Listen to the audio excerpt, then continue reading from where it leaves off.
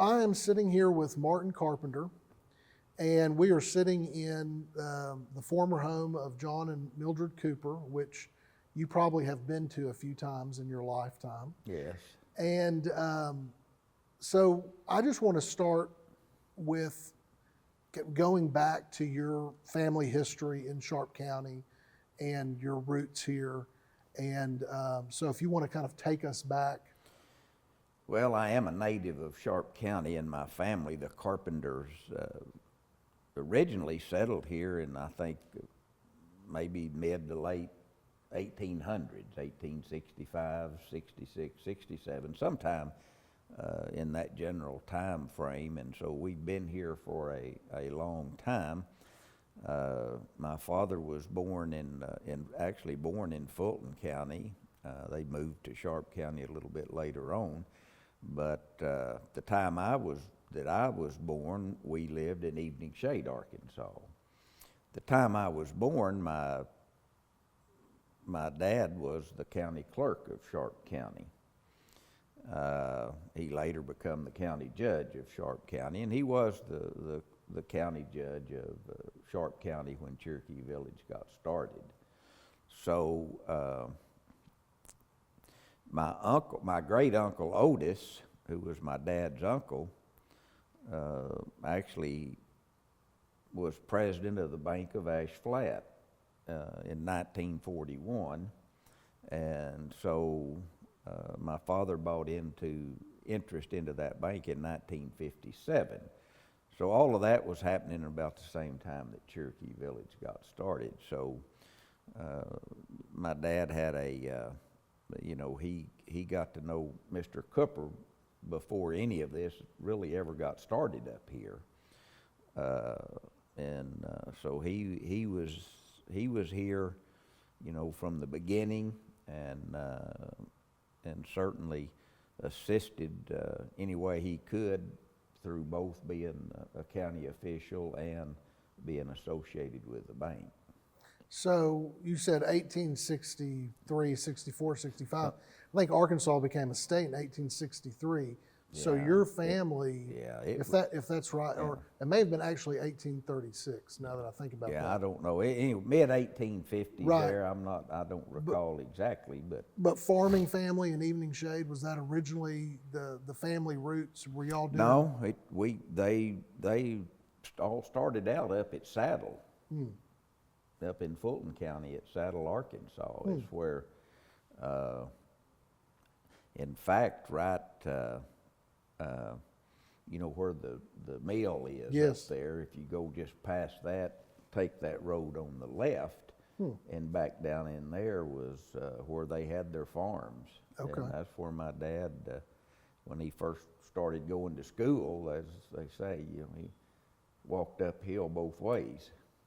So that's really where they settled, was in the Saddle around area. the Saddle area. Okay. Yeah. And then your family ended up in Evening Shade, and then eventually. We ended up that was after my dad got out of the service after World War II, and they initially lived in Hardy, and then moved to Evening Shade, and then to Ash Flat, where we live now.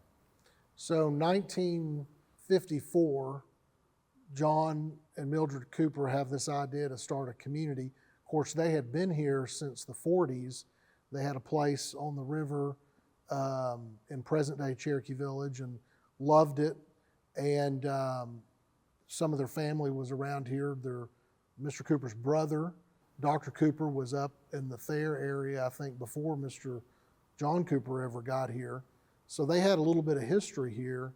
But they get this idea to start a community in 1954, which they launched in June of 1955. And you were here when that happened. I was here yes, at whatever you want to call it, the grand opening or the show and tell, or yes, I was here with my dad. It was in the middle of the summer. It was hot, and of course I was probably about 6 years old, probably nearly 6 years old. So, when you're 6 years old, everything's big, and it did seem like a really big deal to me. There was people everywhere, and booths set up, and just all kinds of, a lot of things associated with the Cherokee Indians because it was Cherokee Village. So the theme all around that was going on that day was related back to the Cherokee Indians. And so a lot of rustic cedar type, I call them huts or display areas and things like that. So there was a lot of that at the time. Is your recollection that would have happened down in what is present day town center down in that area? It was on I remember it was on the hillside over there. It was the main part of it would have been going on right in there about where the Sitting Bull restaurant was, probably up. And it was on that, it was a sloped hillside, and of course that old, what started out as an administration building that was, was over there on the side of that. It was there, but it would have been out in the, all over that hillside. Governor Faubus was here. Yes. For that. Yes. What I remember in reading in the history, because there was an old airstrip up by where the Carroll's Lakeview restaurant is. Yeah. And I think because Mr. Cooper was probably at that time, I think maybe in his 50s. And so he was already an established figure in Arkansas and had quite a bit of influence. So the governor was here. Yeah. And as I recall in reading, I think Senator McClellan and Senator Fulbright were supposed to be here, but for some reason their flight got delayed or they couldn't fly in. And so, but I remember the airstrip, reading that the airstrip was there. I don't know what else would have been built, if Lake Cherokee would have been built at that time. And I do not remember that for sure. I do know at that time that the little lake over there where you come in at the north entrance. Yes. I know it was there. Right. I can remember, I don't know how they did. I remember being over there and a boat race going on, and now I'm thinking that thing was not big enough for a boat race, not very big. I don't recall if, I do not recall if Lake Cherokee had been built at that time. Because the lake you're talking about was part of the Camp Miramichi, Camp Kiowani camps. And I'm not sure at that time that was a drawing point. But I'm just not sure if Lake Cherokee had been built yet at started. that time. But very well could have been. Yeah. It would have been right in that general time frame. So while this community is being developed, your father is the county judge. What do you remember from those teenage years, those growing up years about this development? Well, what I remember, of course, when my dad was county judge, I spent a lot of time with him.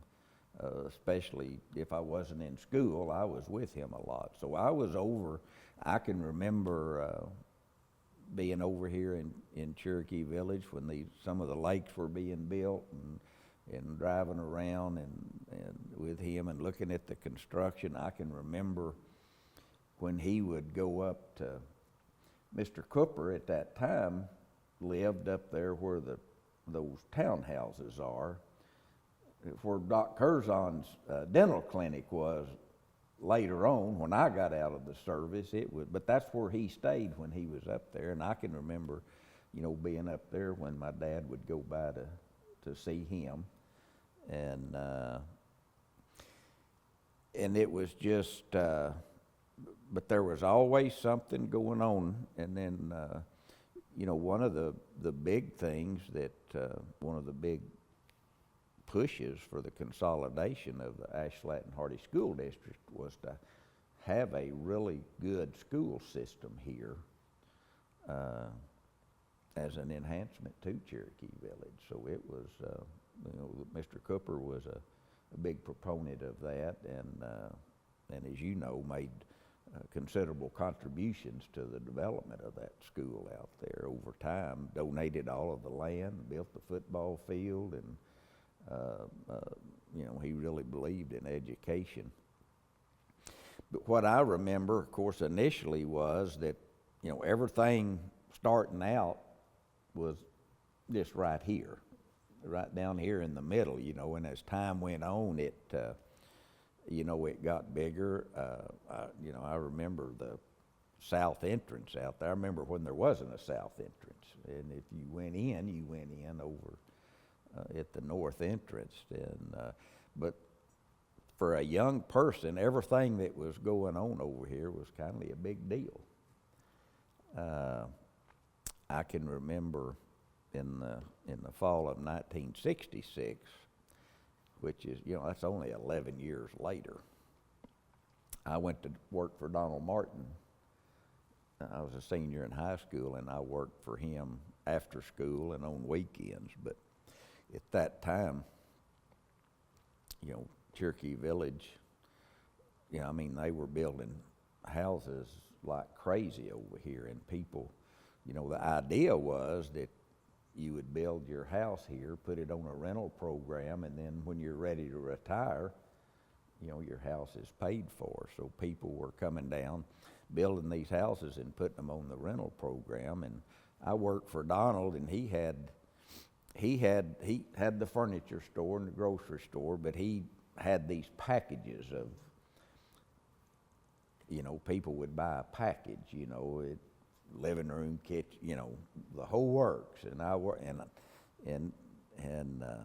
about worked myself to death putting furniture in, and we were all over this place, and of course a lot of the roads were all gravel back then, and it just kept spreading out. So it was, now I drive around and I see a lot of houses. I think, well, I put furniture in that house. I put furniture, and I put. They really almost developed a vertical integration because they were developing the community. They'd sell you a lot. They'd sell you a home improvement or lot improvement package. They'd sell you a insurance policy at one point. They'd sell you a house. They'd build you a house. They'd sell you a furniture package. Then they'd rent your house out and essentially pay your mortgage. They really had from A to Z. And I think about the context. So we talked about you being 6 years old, 1955. The history that I've read is that really those early years they struggled. Mr. Cooper was doing something that nobody else was doing in Arkansas or the country. So it was an untested model. He struggled to make payroll, struggled to get it off the ground. And so you're growing up during this time, and so we moved to 1965. So 1965, Mr. Cooper's donating the land, the school's consolidating, he's a major force in that. This house, which is a real showplace, is being built, built. 1965, they start their second development in Bella Vista. So really, those early 60s, and by 65, really the formula works. And of course, when you're 6 years old, 10 years is a lifetime.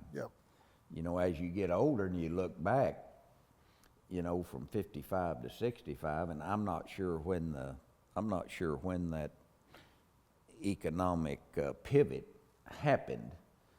I'm going to say it was probably in the early 60s, because obviously the school consolidated in 64, so Cherokee Village was doing well in the early 60s. So it probably from 55 to 59 or 60, it wasn't any different than any other new business that might be starting up. It was a hand-to-mouth type situation where you did whatever you needed to do or could do, or you asked for help wherever you could get it and wherever you could find it to keep going. And of course, Mr. Cooper was very personable. He could have a conversation with anybody about anything, and he was a very good salesman. So, but he had friends of means as well, but it was still,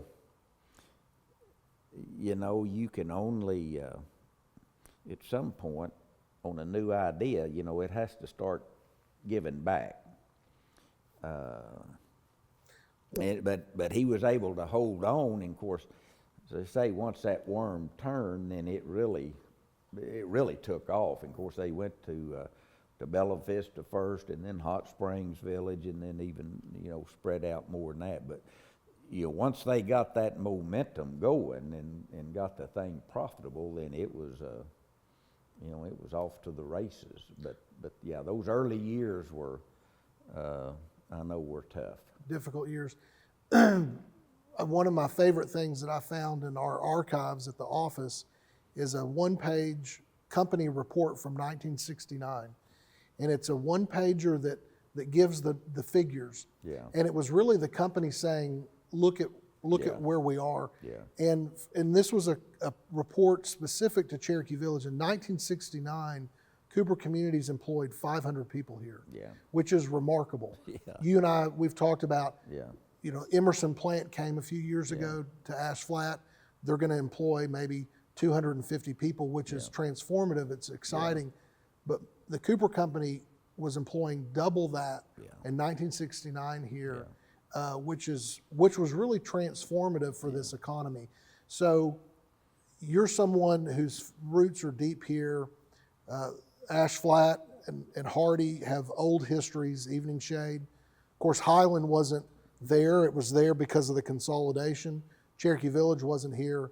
I mean, to think about this place without Cherokee Village, the families that would have never come here, the economy that would have probably not grown here, as someone who has deep roots, who grew up here, who's been in business here for all of these years. Cherokee Village was if you, of course you weren't here, I was, but Sharp County was a pretty poor area.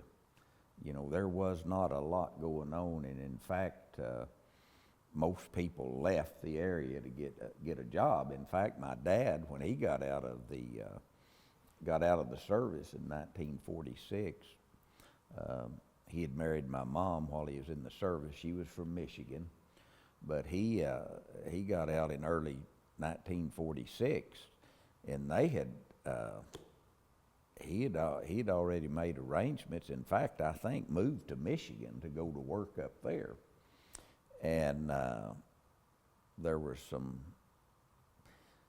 Before they went, there were some folks that tried to get him to run for a county office, and he wasn't interested. But after he got up there, they got with him again and enticed him to come back, and so he ran for county clerk in 1946. And one of the men that was Mr. Ed Shaver, which was Maud White's dad. Right. Who also was a big part of Cherokee Village when it came along. So, but yes, it in the early days, especially when people started retiring and coming down here, those early retirees, for the most part, were pretty well off, and they brought money and they spent money in the area. And I know that that was a big part of the growth of our bank at that time. We financed, the big part of a lot of our financing was when people were buying these homes and putting them on rental. At the time it was, our deal was you pay 25% down and 9% interest for 10 years.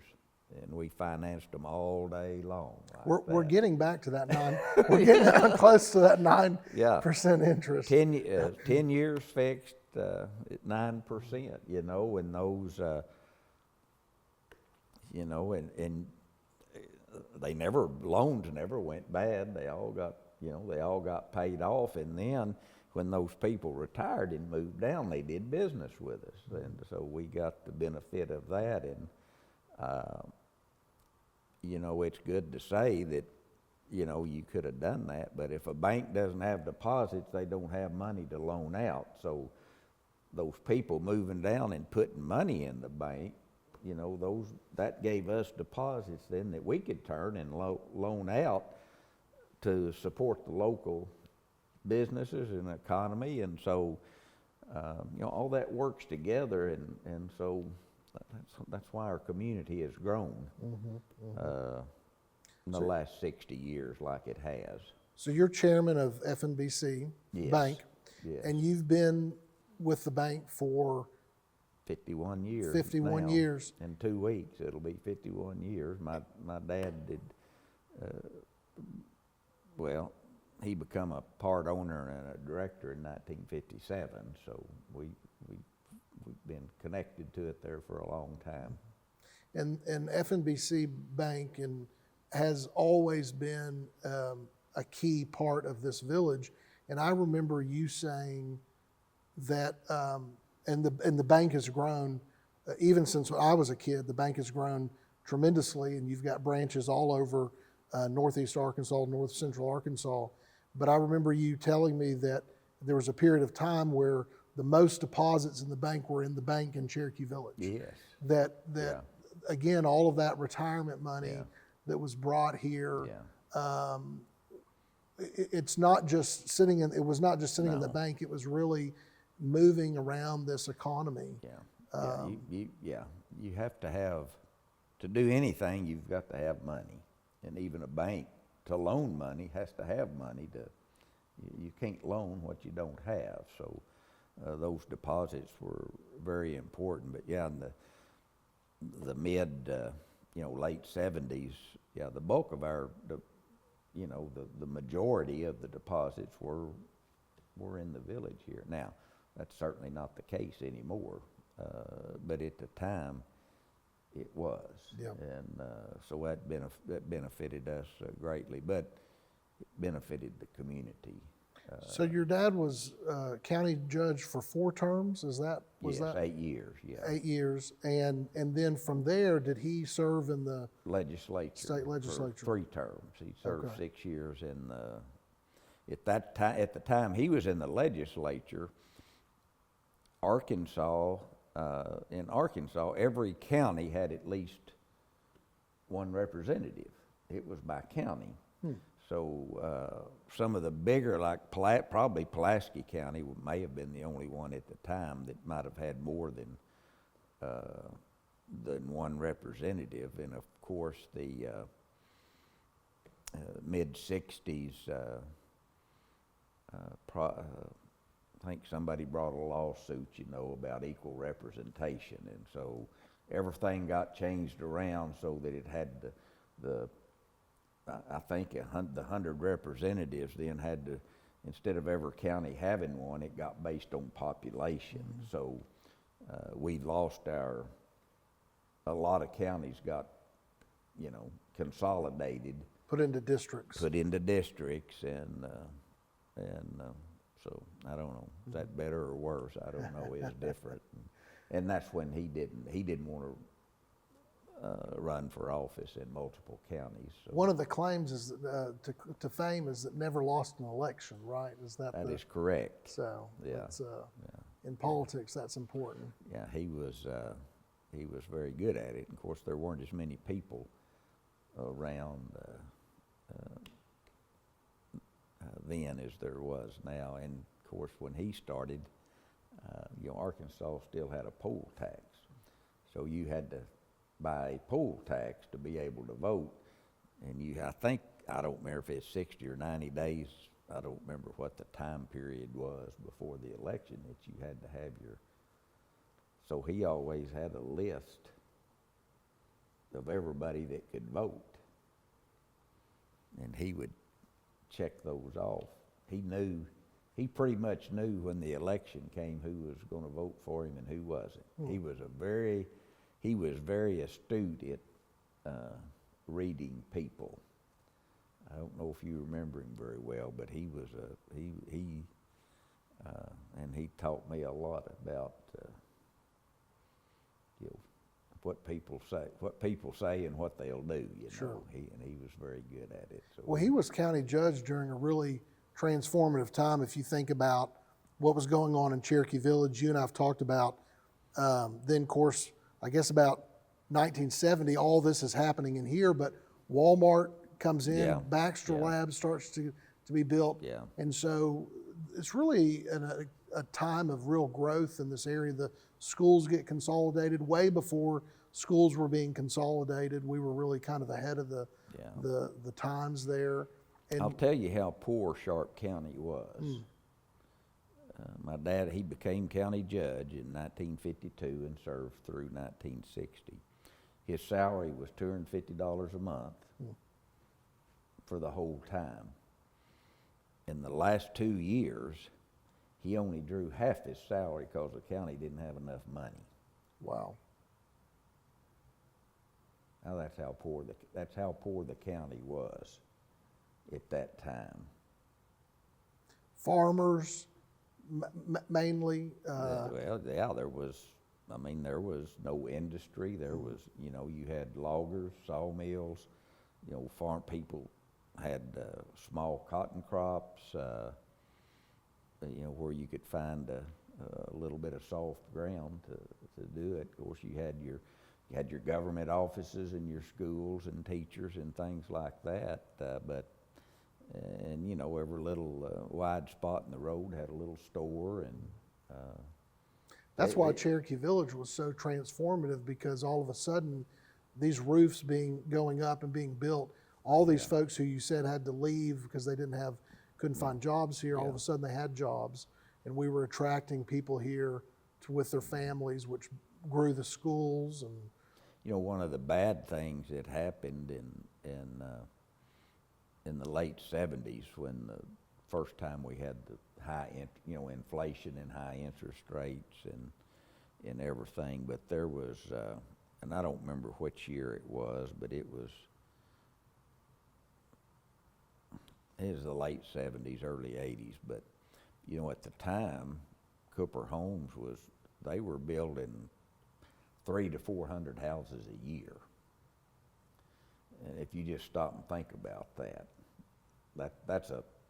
and if you think about the people that were employed doing it, you had, framers and block people and rock people and sheetrock roofers, plumbers, electricians, and the number of people. And then that recession hit in the late 70s. Interest rates were high, and they seems like, as I recall, went from 1 year building 350 houses to the next year less than a handful. yeah.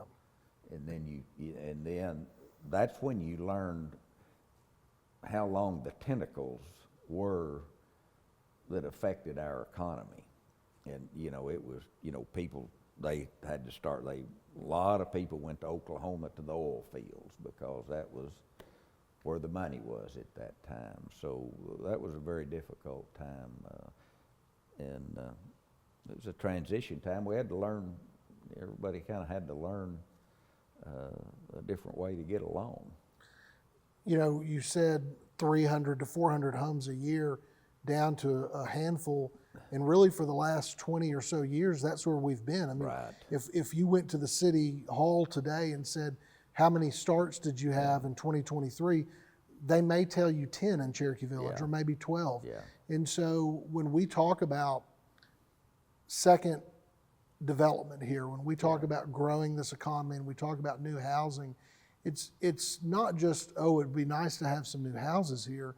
If you want to grow an economy, one of the best ways to do that is new housing, because you're increasing your population, your tax base. There are so many different pieces and people and trades that support that. It's not just, one person doesn't just go out there and build a house.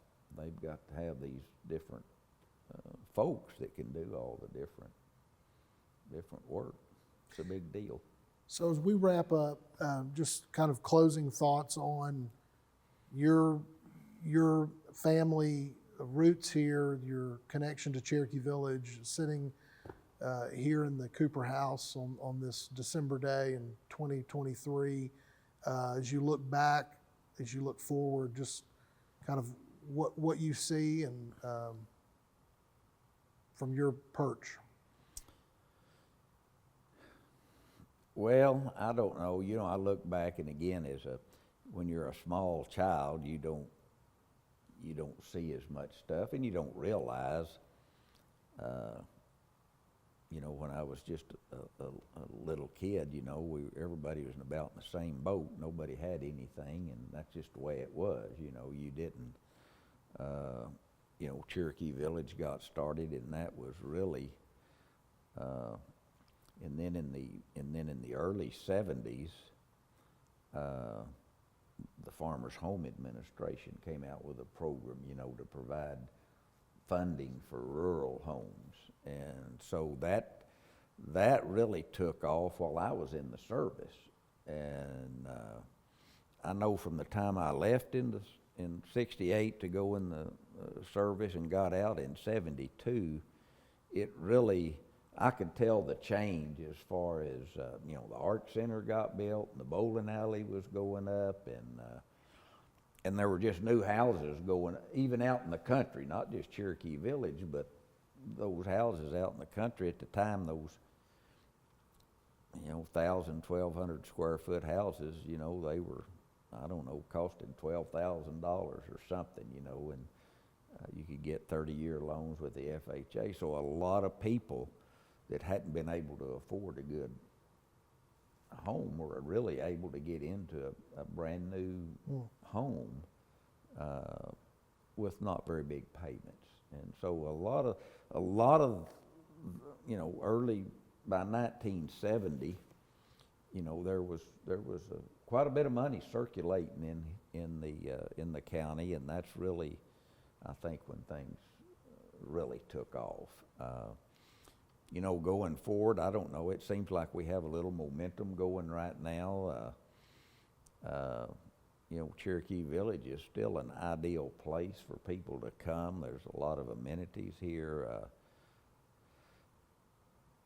You know, and a lot of the cities are getting more crowded, and they're probably not as desirable a place to live now as they were at some one time. And so I think a lot of people are really motivated to get out of some of the more crowded areas, and so I think our area is very well positioned for that. We've got the new Emerson plant in Ash Flat that's providing some good jobs, and I think going forward, we haven't seen it yet, but I think there will be some supplemental type businesses that come in that you know, that will support Emerson, that will also offer some good jobs. At least I'm hopeful that they are. And I noticed the south end of the county, Cave City, we've got a good banker in Cave City now. We do have a good young banker. Cave City is, there's good things going on in Cave City now. Yep. So I think the county is, I'd rather be right here right now as anywhere else I can think of. Yep. And but you know, I've been here a while, so it's I'm kind of partial to it. And, well, I think one of the things you mentioned, Cave City, is that there's a good young banker down there. We're fortunate that there's there's a next generation. You know, your uncle and your father, and then you took over. There's the next generation. You know, your daughter is in the bank. I'm back in my family's business. John is there in Cave City. That next generation, but it's not just people. It's people who are passionate, have roots here, and are passionate about this place, and really the history. Yeah. And so I drive through Cave City and I see it. Yeah. And you can begin to drive through parts of the village and our area here, and you can see it as well. And so it's an exciting time, and I think that we've got so much ahead of us for this community. But as we move forward, we look back at some of the history we talked about today, which really informs who we are and how we got here and why this place is so special. Yeah. And so I'm grateful for all that your family's done. in this county, in this community, in the bank, and just appreciate your time today. Well, glad to do it, and you know, I've been a banker for 51 years now, and of course my father before that, and you know, you learn a lot as you go on, but one of the things, it takes a lot of things to have economic growth. It's not just any one thing, but for sure you have got to have a good bank that's willing to, you know, step out and do the things that need to be done. If you don't, then